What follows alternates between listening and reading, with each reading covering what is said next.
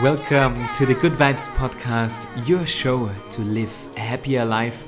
My name is Marcel Clementi, and today I have a special interview guest for you. This is why this episode is in English. You might know him from the TV show Too Hot to Handle, Corey Sampson. Corey is a TV personality, model and hybrid athlete, and we will talk about fitness, health, nutrition, how to find a healthy balance, about relationships and so much more. So before we start, please don't forget to subscribe to this podcast on YouTube, Spotify and Apple. And if you really enjoy this episode, send it to one of your friends. And let's welcome Corey Sampson. Hey Corey, we already talked about meditation and routines a couple of months ago via Instagram Live. Now you are the second guest and the first English-speaking guest in the Good Vibes podcast. Welcome to the show. Thank you for having me. It's a pleasure to be here. I can't lie, I haven't done much meditation since our Skype. That's what I wanted to ask, how your meditation practice is going, but we can skip that question. Yeah, no, do you know what? It's just, I did actually I got something out of it on when we did it together. Like, it definitely worked. Like, it proper relaxed me and it made me like get present with where I was. And I feel like I kind of do it a little bit sometimes, like when I'm in like a hot bath or like when I'm doing my recovery stuff from training. So I think subconsciously do it, and I do a lot of breathing techniques and stuff to manage like stress and things. So I guess I do it a little bit, but yeah, I don't set like a 10-minute window and get right in there. But that's fine. Meditation doesn't mean to just sit cross-legged. Maybe if you're boxing or running, you're also in the zone, you're in the flow. You're not thinking about anything else, and then it's like meditation. Well, I actually, when I do, so like with running, I do some easy runs, some hard, like interval training, and then I do some longer runs. And one of the runs that I try to prioritize is on the easy run is keeping my heart rate at 140 or around 140. So it's at like it's basically like, I think they call it the blue zone, or and it's just to be able to get, it actually increases the chance of like bringing your overall heart rate down when you do your harder runs, and it just helps you get fitter. So I've actually prioritized doing that, and the best way to do it is to like do nasal breathing while you're running, or like try to focus on your breathing and to slow your heart rate down. So sometimes I'll run and I'm looking at my heart rate monitor, literally trying to breathe and get it down at the same time. So it's kind of like that. Yeah, it's the same thing. So you do a combination of running and meditation. But before we start the interview, some of the listeners might know you from the TV show Too Hot to Handle. Usually I don't watch much TV, but I wanted to be prepared for this interview. So I watched all the episodes where you were in it. I mean, there weren't that many, right? No, exactly. Yeah, it was probably an easy watch, to be honest. I was only there for like a few days. I did 2 episodes. It feels like a lifetime ago. Like, I'm very grateful for the opportunity that it's like given me with other things. But yeah, I feel like a completely different person since I've done the TV show. I don't know if you realised that watching it, but how many years ago was the show? So it would be coming up to airing 3 years ago, but we filmed it a year prior. So literally like about this time, it was like, I think it was March in 2019 when I filmed it. Oh, okay. So yeah, it was a long time ago. Yeah, and then because like COVID happened, so it delayed the start of it slightly, and then they released it during COVID, and then it was a very weird 6 months to the year afterwards, and then and it's been 2 years. I've done some other TV stuff since, but yeah. Wait, no. That's your dog, right? Yeah, he gets a bit bored sometimes. I was like, what's he doing? He was sat behind the camera just a minute ago. It looked like he was one of the cameramen. I took a cool photo of him. How did Too Hot to Handle benefit your career as a model and entrepreneur? So before I filmed the show, I was actually working on a building site. So I was working like 6 days a week, hard hat on, grafting in the rain, in the mud. And then I was doing a little bit of modelling, but I only went to like a couple castings for some like e-commerce brands, and I was doing like a bit of Instagram stuff for brands. And then yeah, since the show, obviously I've had the freedom to kind of do whatever I want, and I've worked with some amazing companies and brands.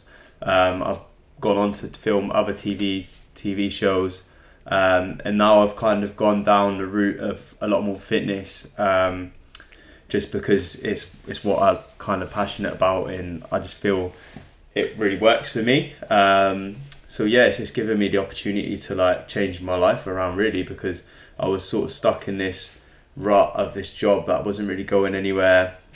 I really wasn't happy doing it, but I always knew it wasn't going to be what I was going to do forever, and I always knew there was something bigger for me. So yeah. Awesome. Congrats. I mean, we connected on Instagram first, and if I check, or if the listeners check your socials, they see you working out, eating healthy, like being in the best physical shape of your life, probably, right? I mean, you're working out so much, but what does being fit really mean to you, and why are you so strict? What is the goal of working out so much? It's funny because I'm probably in like the best mental shape that I've been in now, as well as physical shape. And I always used to think about like fitness, especially from like a younger age, as like a young lad, especially in England. Like, it's very much like everyone sort of leaves school and people start going to the gym, and then everyone's trying to get big, and they look at the like fitness models, and like there was always just especially where I grew up, it was just a very like thing to do, is just to go to the gym and try to put muscle on. And I never really I played sport and stuff when I was growing up, but I never went to like the gym and done stuff to do with my physical performance as well. Like, it was always just bodybuilding basically. And then I did actually go on to bodybuilding, but that's another story. But it was very just aesthetic. Like, it was all about the way you look. It was never going to the gym. It kind of stress management as well. Like, I always kind of knew that, because if I went to the gym, I could forget about whatever problems I had. You just go in and train. But I think as I've got older and more involved in looking like into my health and as well, now that is the main priority. Like, the priority is my health, not being fit. Like, but it comes hand in hand, because when you're healthy and you train a lot, like, you will get fit. So you don't need to worry about like trying to train for aesthetics and stuff, because that all just comes into place. Totally agree. Like, if you just focus on the physical fitness, but you totally forget about the mental one, and you don't find a healthy balance between relaxation, between stuff you really enjoy doing, but also finding the right routines, being strict with the diet and everything. I think there is so much behind being fit, and sometimes you only see the photos, but you don't really get to know what's behind all the fitness and what's really the goal. Also, when I check your social media on Instagram, it says hybrid athlete. What is a hybrid athlete? So the best way I like to describe it is, it's mainly, I kind of fell into it with boxing, which is probably not like the usual way you'd look at it as a hybrid athlete. But the main thing I say is, like, when I was running the marathon, like I ran the London Marathon last year, I'd done it in 3 hours 17, but I was also still squatting 3 plates aside, like, earlier on that week. That's kind of how I see it as a whole. Like, a hybrid athlete is someone that still goes to the gym and does their like heavy compound lifts and their weight training, but they're training more for performance, so almost a bit like CrossFit, and then being able to still be functional and run, and do like all these other like conditioning workouts and things like that. I think that's the main aspect of it. It's being not just like big and like fit, it's actually being physically fit as well. So I feel like CrossFit's kind of got it down to a T. But I do a lot of running and boxing, so it's kind of a little bit different, but yeah. I heard this beautiful quote like being fit just means to be able to do the task required. How do you say required, right? Required, yeah, required. So I heard a beautiful quote that being fit means to be able to do the task that is required. And I felt that by myself the last couple of months. I really tried to put on weight and like to bulk over the winter. But then when I had to get up the stairs, I was totally out of breath. And also that's not the definition of being fit, right? But then you also hear on some YouTube accounts, or if you talk to some people in the fitness area, that you should not go running because you will lose all your muscle gains. Yeah. See, that's when I was bodybuilding, that was very much the case. Mm-hmm. But I was the same. Like I went up to like 90 kilo, I think, off season for that, and I went on stage at 82. So I weigh 71 at the moment, roughly, which is a lot less. So like I was on stage a lot heavier.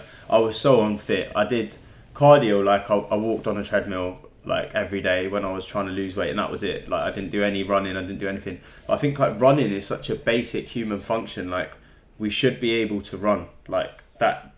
Our ancestors used to like hunt food like to eat. If we couldn't run, you couldn't catch food, you wouldn't eat, you wouldn't survive. Do you know what I mean? It's like the saying goes, survival of the fittest. Like I think it's such a basic thing. So over the last like 4 years, I've just kind of slowly gone, like I actually train about half as much as I used to in the gym. I used to do like 6 days a week. Sometimes I remember I used to split my workouts up and I'd go to the gym twice in one day, but just to do weights twice. Just like, obviously you're going to burn some calories and you could look good because you're going to lose any fat that you've got training that intensely and that much, but it's not fitness. It doesn't make sense to me. I see a lot of people sometimes with like Instagram or TikTok handles that says their name and then fitness, and then they just post them in the gym doing like their push-pull leg workouts. It's like, it's not fitness. Like it isn't fitness. Like if you can't, like you don't have to be running marathons, but if you can't run a decent time, 5 or 10K, then you're not fit. That's like part of it. Other than maybe people with actual physical impairments where they can't run. But yeah. If you can't run after the bus, you're already exactly. out of breath. You know, yeah. But you do push-pull legs 6 times a week. Yeah, but you miss every bus.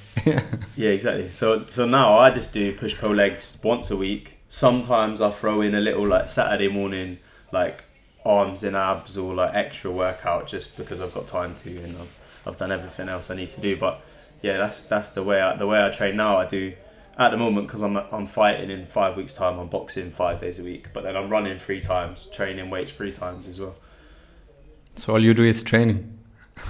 Pretty much, yeah. I mean, I've got this podcast this morning, and then I'm going straight to the boxing gym, filming some YouTube stuff, coming home, eating, and going back to the gym. So yeah, it's pretty much my life at the moment. But what is the goal of like being so fit and training so much? Are you training so much for your boxing fight or just to feel healthy? Is it about if you train a lot, you feel better, you look better, and then you build up self-worth and self-esteem, and you radiate more good energy and you're more motivated? Or is it just to be healthy? It depends, because you go through phases of sometimes I'm really tired, so it's almost like it's negative in that sort of aspect, because say like on a weekday I've got to train twice, and then I've got like a film premiere or something I've got to attend in the evening. I've got like zero motivation to have any sort of social life, let alone social battery to go out and to talk to people, and so it kind of does take over your life. But for me at the moment, that's mainly because of the boxing, and I really want to give it everything I've got to do what I want to do. And I'm going to go on from this fight to do some of the crossover stuff with like the YouTuber, TikTok sort of thing, and it's just like it's something I've always wanted to do, and I've been boxing for a very long time, so it would be wrong if I didn't get involved in that sort of aspect of the industry. However, before this boxing camp, I was training for the marathon, and I was trying to get a sub 3 well, I kind of changed my mind last minute, but I originally aimed for 3:30 and then I tried to aim for 3. So that took over a lot of my life because I was running so much as well as all the other training. And I feel like it's going to be like just an ongoing thing for me. There's just new challenges and new things that I want to push myself to do. And I actually feel happier when I am really consistent with my training and pushing myself towards a goal. I feel like I need, because there's so much chaos in your life, you need like something to aim at for it to all make sense. I feel like it's just the way that I'm kind of wired up at the moment is pretty much like all around that. But then I have a really good balance. Like me and my girlfriend have like a really nice time when I'm not training, and we always relax and do really nice things. I've literally just before the boxing camp went to Tulum for a week, and I trained a little bit to keep my self ticking over, but at the same time I've got to experience some amazing stuff there. So it's not like I'm not giving I give everything, but I'm not putting every single second of my time into it, because that's not healthy either. Yeah, it's so great to hear it, what you're talking about the fitness stuff, because when I check your Instagram and we see all your photos of you working out, you could think that it's just, for this Insta profile, being fit, being a model, but then actually it's more about finding purpose, finding your passion, sharing your passion with others. You just launched your own app, Wake Up and Move, where you want to help people to get fitter. So I think that is the key to happiness. If you find something where you don't check the time, I have to go to the boxing gym, or I have to go running, where it becomes your second nature, where you start enjoying every day. And I think there is also this book, Ikigai, maybe you have heard about it in Japanese. It's the idea of finding your dharma, your purpose, where you're good at, what you enjoy doing, and then you can share it with the world.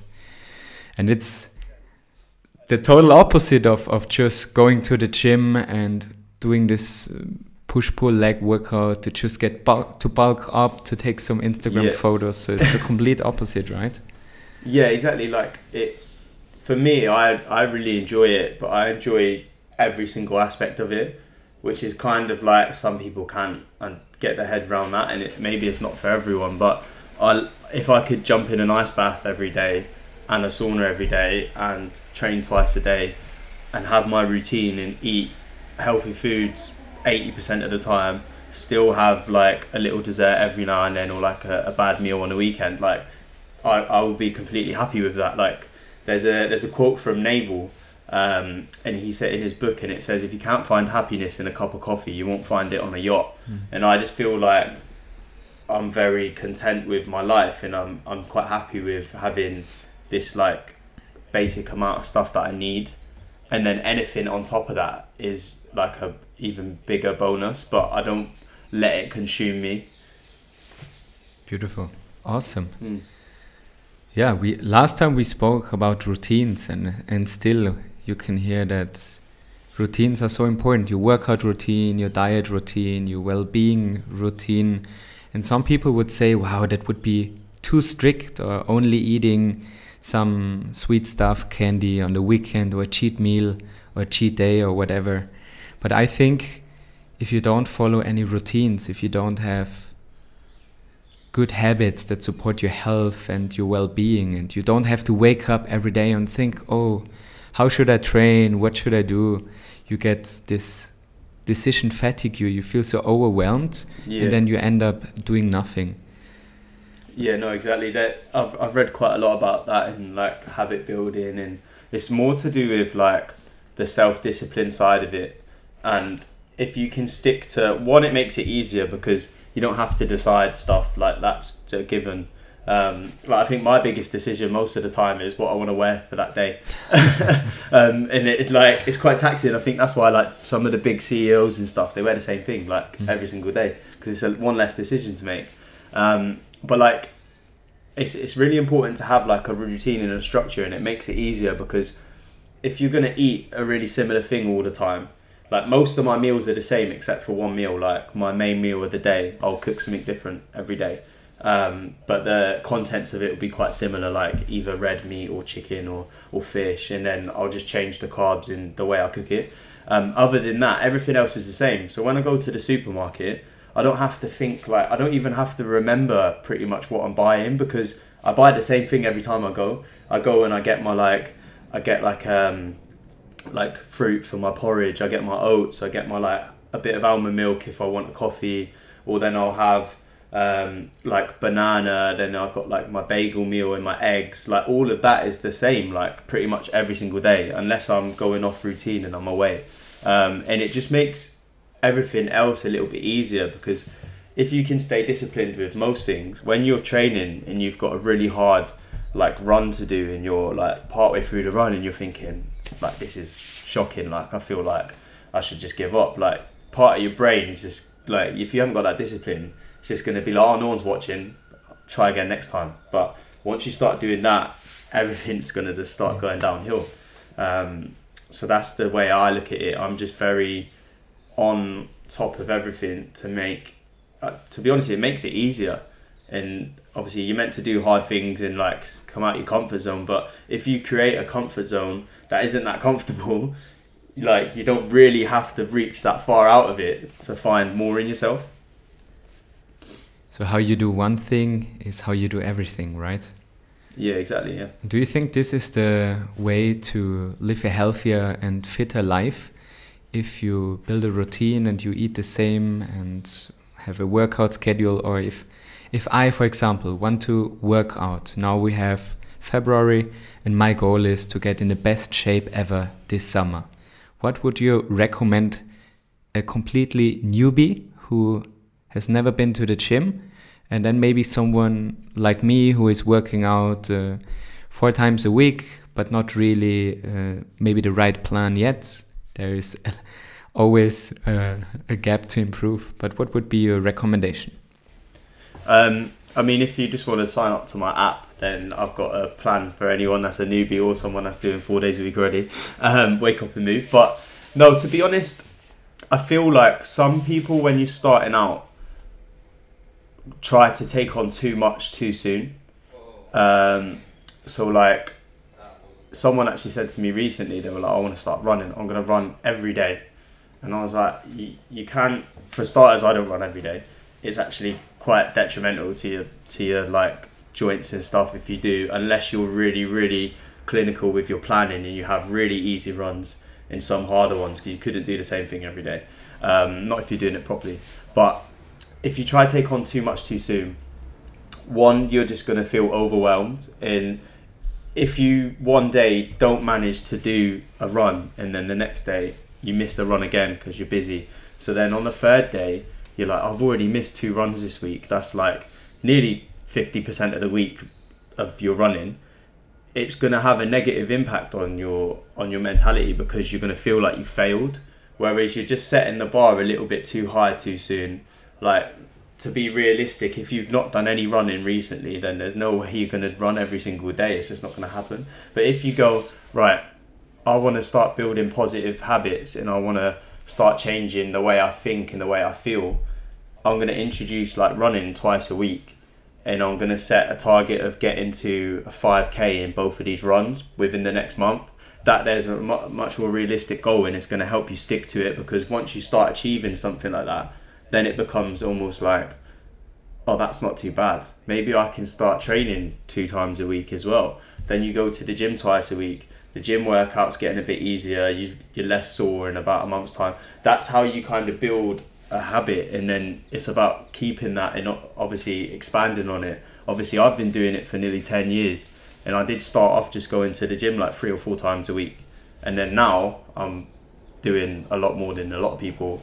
But that's just because I've consistently tried to increase what I'm doing and condition myself also. Like, you couldn't just expect to be able to run 30 kilometers in a week in total, train legs and do a hard HIIT session and go boxing. Like, you couldn't just all do, your body would just crumble if you tried adding all that in 1 week. But over a course of 2 years, that's very realistic. Do you know what I mean? So I feel like it's just expanding on what you have. And like, for someone who's doing 4 days a week, like you said yourself, and you want to you want to get in better shape. The next thing is, right, so if you're training 4 times a week, are you tracking your food? No, so you don't know how many calories you're eating or etc. in the actual macronutrition, if you're getting enough protein. So maybe the next thing is to start, just write down everything you're eating so far, like day to day, and that gives you like your sort of baseline. Because if you're not increasing in weight and you're eating 2,500 calories currently, that means that's not enough, and you need to add on another 300 to 500, maybe go up to 3,000. See if that helps. If that starts adding on weight within the next month, then you know that you're eating more and you're eating enough to fuel your recovery and to grow. That's the next sort of steps. You've got to look at it from a more of a, like, in terms of nutrition, but in general. So say you've got your macronutrition, which is like carbs, protein and fat. You also have like micronutrients like magnesium, etc. So if you look at your training like that, yeah, you're training 3 times a week or 4 times a week, but what are you actually doing? Are you training the right amount of reps in sets, and are you increasing your weight? Like, that's the kind of way you've got to look at it. Just get more in detail. Yeah, I just rambled on for a minute then, but yeah. No, perfect. I mean, I totally agree with you, and I think the problem with most of the people who, for example, set new year resolutions, they want to change their whole life and they only focus on the goal and starting a diet instead of building a lifestyle out of it, and just focusing on small steps. If you're not able to run, then just walk and build a habit out of walking. And also with dieting, don't say you will never eat pizza again, because maybe once you will crave it and then just get it, but just build small routines and small changes to healthier choices. Yeah, I remember I actually done a reel with the audio from another guy doing a podcast, and he said the man who loves walking will go further than the man who loves the destination. And I think that's really good, because it's so true. Like, if you just, that's why when a lot of people are aiming for like superficial sort of, I want to look good on the beach and get abs and be like, it's such a hard thing to keep you actually motivated and consistent, because it's not like, unless you're already doing it, it's not going to drastically change your mindset in the way you're doing it. But if you started prioritizing your health and feeling good as well as looking good, and trying to live a long and healthy life and be confident, and like that sort of thing is a lot more motivational day to day. That's going to get you out of bed more than, I want to have a 6-pack by this time next year. Do you know what I mean? Yeah, especially when in London your 6-pack will only be seen a few weeks, and the rest of the year it will be raining. Right? I'm lucky I get to take my top off a lot. It keeps me in check, to be honest. Did you already book your summer holiday? If not, I can highly recommend you to check out Falkensteiner Hotels. Falkensteiner is my partner for yoga retreats. They have beautiful hotels in the most stunning places. No matter if you want to go on a holiday with your whole family, or you need some time just for yourself to relax and recharge your batteries, Falkensteiner is definitely the right choice.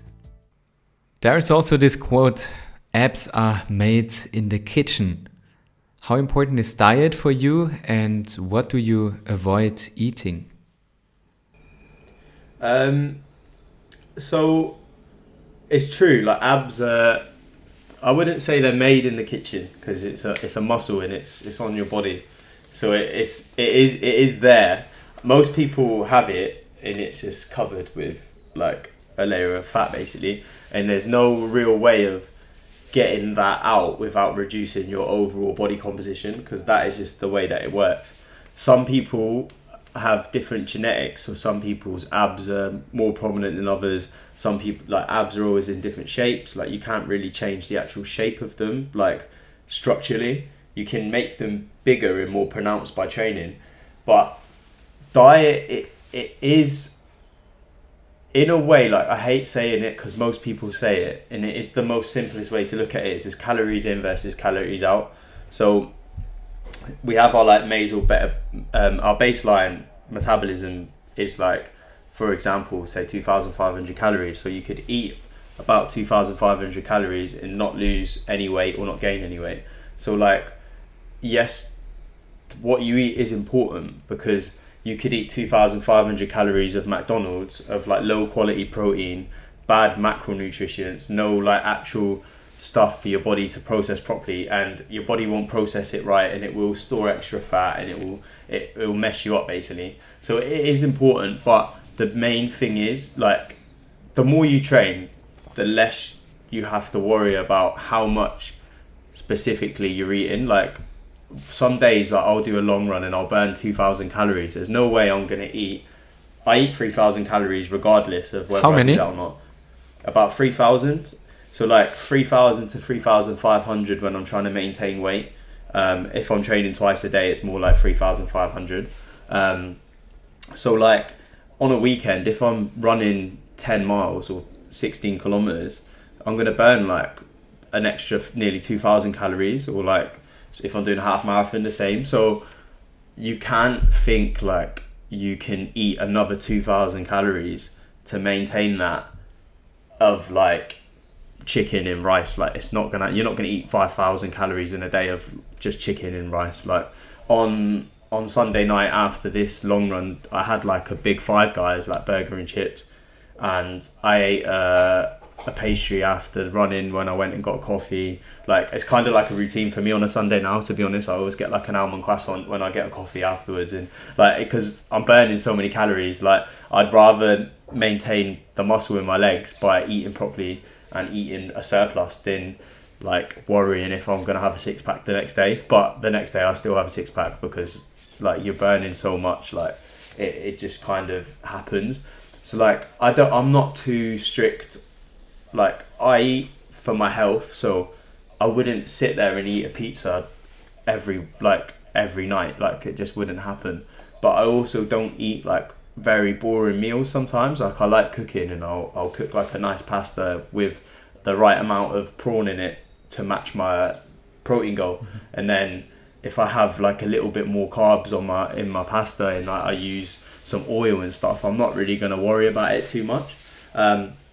I think people that get bogged down with that sort of mindset, in like, I see it in bodybuilders, or like I've got friends that would take Tupperware to like a restaurant. Like that's no way to live your life. Like I'd rather have to put in a little bit more work in the gym and still go out with my friends and have a nice meal and enjoy socializing, because that's a really important part of human like nature, and we need that for our minds. Like bodybuilding and like that sort of really clinical obsessive behavior, like it's really negative for you. Like I've done it, I've lived it, and it's a bit depressing and lonely, to be honest. And I feel like you need to have this kind of balance. Like yeah, it's fine that maybe in like a prep week for a show, like if you're competing, like cool, do your diet and get lean. If I'm fighting, like in 5 weeks time, the next 4 weeks is going to be pretty intense. Like that's fine. It's like sprint sort of jog sort of thing with life. But to be like that all year round is a pretty bad way to live, to be honest. Like yeah, and if you're doing it for yourself, right? If you just want to live a healthy lifestyle, as we mentioned before, you also need the healthy mindset. And I also track my calories because I'm very ambitious. I want to hit my protein goals, my calorie goals. And I used to think that I eat a lot until I started tracking, and I realized that I didn't really eat that much, and it really helped me to build muscle. I think I gained 9 kilograms in the last 6 months and trained a lot, so I'm really happy with that. But it's also so important to not compare yourself with others, right? And you see bodybuilders and other people who really bring the, like you said, Tupperwares to the restaurant, or you can't go out with friends. I think there are some things you should really avoid, like drinking alcohol. I saw that you also stopped drinking, right? Yeah, I don't drink. No. But like I've said that before, like I still like to do things and like go to nice places and spend time with my friends. I feel like there's nothing positive that I'm gonna gain by drinking alcohol, ruining my sleep and my recovery, waking up tired, like hungover, feeling not great and it will affect my performance. Like there's just like nothing positive about drinking that really I can see anymore. And I feel like I almost used to drink a little bit because when I used to go out, it's just the done thing to do. And you almost get to a point where you need to drink to kind of have a good time, because you kind of forget how to do it while being sober, and you get this sort of like social anxiety and like how do you talk to people when it's like in that sort of situation. And then the longer you don't do it, the more you realize you don't need it, and it's just all the benefits you gain in, and you don't get any of the negatives. So yeah, that's where I'm at with drinking. I'm really every now and then I'll have like one drink just to celebrate something or etc., but that's about it, to be honest. Yeah, it's sometimes not easy to stop drinking, especially if your surroundings, if friends don't really understand you. And then it's when I stopped drinking, it was like, yeah, but to New Year or for your birthday, or just one drink to, celebrate. But I think if you really set priorities and think about the things that you're really into and you want to build, like your body, your career, whatever it is, your fitness, your mindset, you need to set priorities. And also dieting, cooking, having a special time with your girlfriend, with your friends. How do you find enough time, enough balance between working out, cooking, eating healthy, doing something for your career, spending time with your girlfriend, but also enjoying life? How do you find that balance? It's a good question. I don't actually know.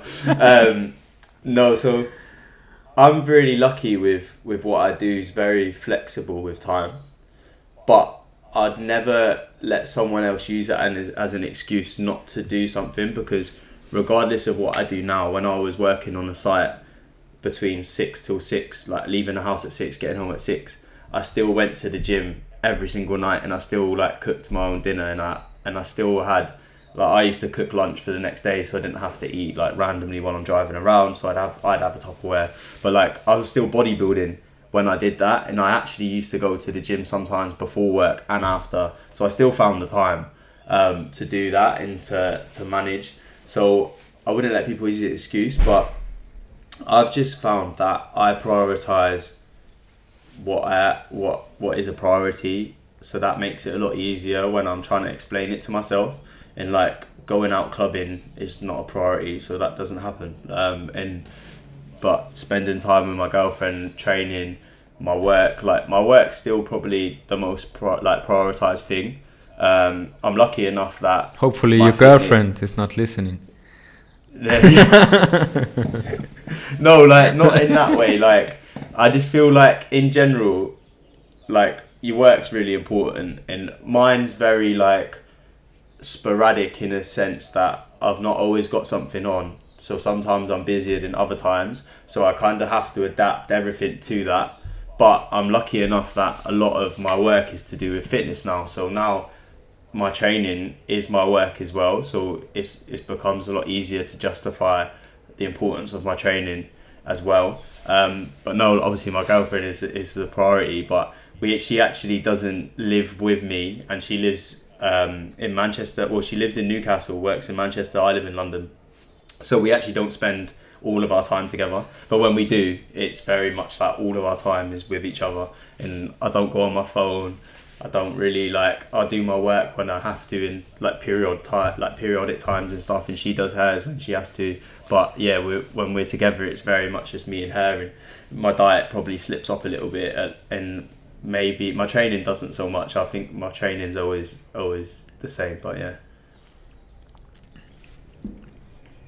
I think that happiness is depending on the choices you make in life, and to make the right choices in the right time, you need to know your priorities. Like last year, I had a really big collaboration with a big streaming platform to film some yoga videos. And before I started my own festival, Like the first time ever in Austria, it was my own yoga festival, 3 days in Seefeld in Tirol.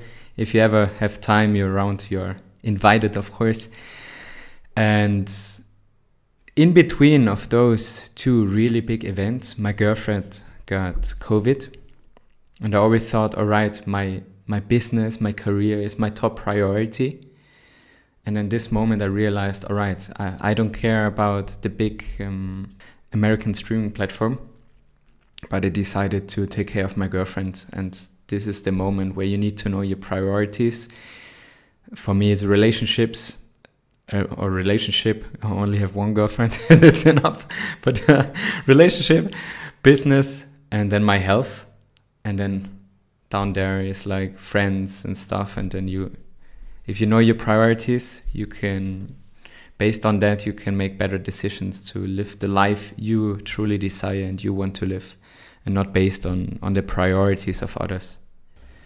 Yeah, like it is like you've got to look at the sort of the end goal of it as well. I feel like also making like good decisions is a lot of that. Like choosing the right partner is a massive decision, and if you don't make the right one, then all of this doesn't make sense, because some people might not understand what you need to do and like how important it is to you, and you could get yourself into a situation with someone where they actually hold you back, whereas I'm lucky enough to not have that, which is why it works so well in how I can manage my time, because I think I've never really had time to be in a relationship with the training I do and the things that I want to do with work until I met who I'm with now, and then it just clicked into place. And it wasn't like, I mean, there's obviously adjustments need to be made. Like we have different, she likes to stay in bed in the morning and I'm quite an early riser. Like other than that, you need to wake up and move, right?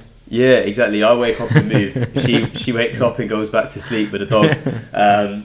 But no, like it's just finding that, like, obviously when you introduce someone to your routine, obviously things are going to change, but as long as it's not detrimental to your end goal, and maybe it will make it a little bit more difficult, or like certain things is not what you'd prefer, but like obviously compromising that is important. And then obviously, but your happiness is important as well. So if you're with someone that makes you happy, then you need to make time for that as well, not just live this like linear life of working towards your goals, basically. First you need to find your own routines and find yourself and be happy by yourself. Then you're ready to find another person who supports your routines with similar priorities, similar goals, and then you grow together, right?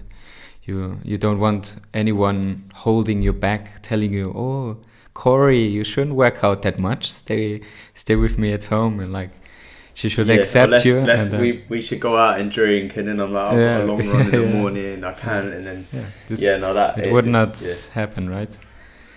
All right, at the end of every episode, I would like to ask 3 questions. Okay. The first one: what is your definition of living a healthy and happy life?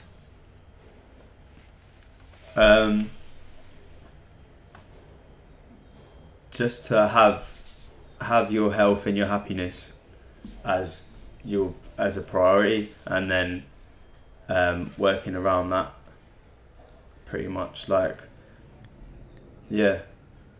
But what does happiness mean to you? What does happiness mean to me? I feel like happiness is about being present and being grateful for what you have, obviously without it negatively impacting moving forward and to get more. But I feel like everyone's on this like hedonic treadmill of trying to gain more money or power or whatever makes you tick. Like, I mean, if that makes you happy, like really makes you happy, and you're not just doing it because it's the thing to do, then that's fine. But I feel like happiness is just finding happiness in everything. Like I said earlier with the naval quote, like if you can't be happy with a cup of coffee, you're not going to be happy on a yacht. So yeah, that's happiness to me, is pretty much that.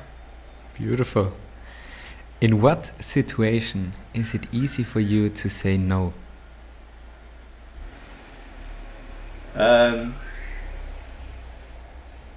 I've gotten really good at saying no in general, to be honest. I feel like it's not even, I don't think people don't even ask me anymore. whatever I need to say no to, I just don't even get it asked. I've put myself into that position. Everyone knows where I'm at.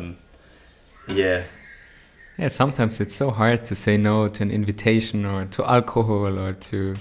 Yeah, I think drinking's the easiest thing for me to say no to now. Like, I could be anywhere and I won't even care enough to. Not even on Oktoberfest in Munich. What's up?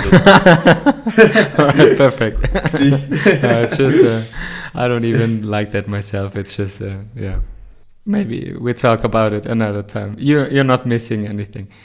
And last one. What habit changed your life in the past few weeks or months the most?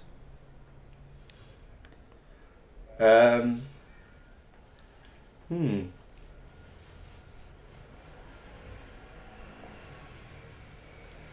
think really being able to switch off from work, training. Like, I've always been very much like, if I get ill and I know I've got something coming up, I'm very much like staying on top of everything and carrying on. But like last weekend I got a bit ill, so I had the weekend off, and then I scratched my eye during training and boxing after having eye surgery a few months ago, and I had to have another few days off, so my week kind of got a little bit disrupted. And usually I'd be the type of person that it would almost be, I'd make it even more negative by stressing and trying to either train through it and make myself worse or etc. and prolong it. And I literally had the whole weekend just chilling, like proper, just relaxed. Went for like a nice walk like every day and like ate what I wanted. And then when I scratched my eye, I had another day where I just chilled out again, and I didn't let it bother me, and I knew that I could just catch up and just keep doing what I'm doing, and then I'll be back to full working order. And I feel like that's really important, to know when to switch off, and being able to do so is harder than it's not as easy as it sounds sometimes. Mm-hmm. So changing the things you can change, but accepting the ones you can't, right? Yeah, exactly. Like, once something's happened, it's happened. So it's how you bounce back from it. Nice. Where can people find you? So on Instagram is my main platform, Corey Sampson. I'm on YouTube now, TikTok, Twitter. I don't have any followers, but I actually quite like it on there because I don't get any hate on there. I think like TikTok's the worst platform because loads of random people get to see you and just comment on what you're doing. So yeah, I'm on all of them on YouTube, and all of my links are on one little page. If you go to coreysampson.fangage.com, I'm pretty sure. But that link is in my bio, and it's got pretty much everything in there. Yeah, I'm also raising money for cancer research at the moment by doing a charity fight in 5 weeks. So the link for that is on there as well. But yeah. Awesome. Thanks. Nice one. Thank you. Thank you guys for listening to the Good Vibes podcast. Please don't forget to subscribe on YouTube, Spotify and or Apple, and I can't wait to talk to you again. The biggest support would be to send this episode to one of your friends to live a happier and healthier life, and I can't wait to talk to you again next week.